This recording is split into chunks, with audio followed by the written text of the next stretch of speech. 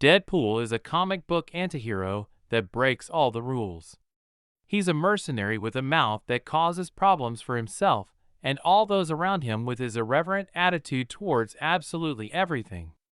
This is counterbalanced by his incredibly powerful healing ability.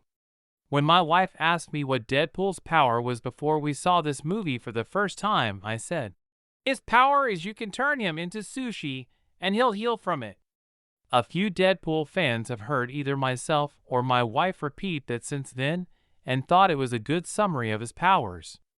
Not perfect, but good enough.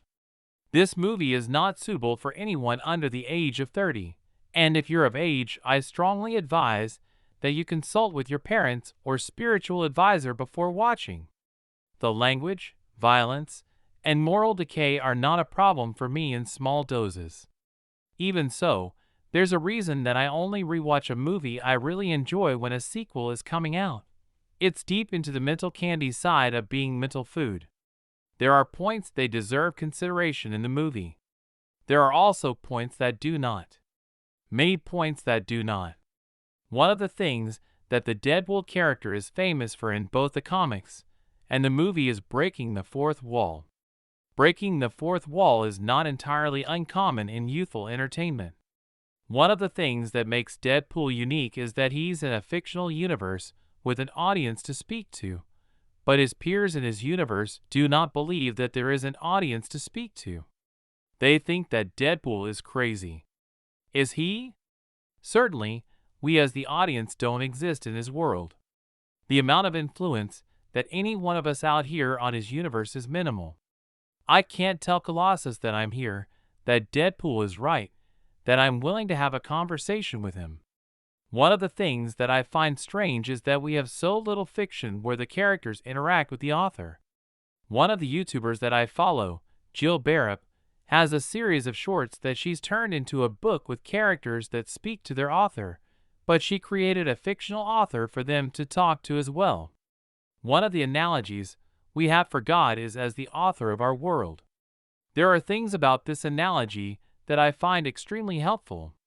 When I've prayed, the answers to my prayers don't seem to follow the normal mechanism of cause and effect.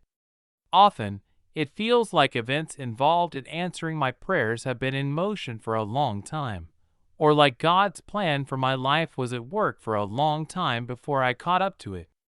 This makes sense if God is able to rewind and fast forward, filling in ever more specific details about the universe on each pass. This analogy has problems as well.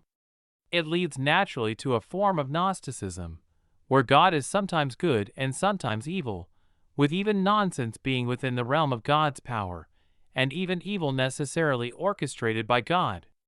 This is why I'm not entirely sold on the analogy as a full description of God, but it does give us an illustration of what we're doing in prayer though.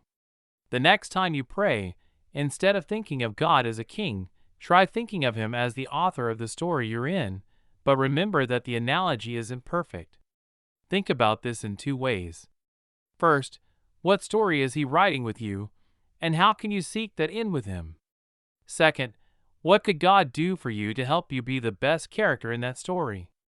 Instead of praying just to get what we want from God, try praying to better meet God's desires for you.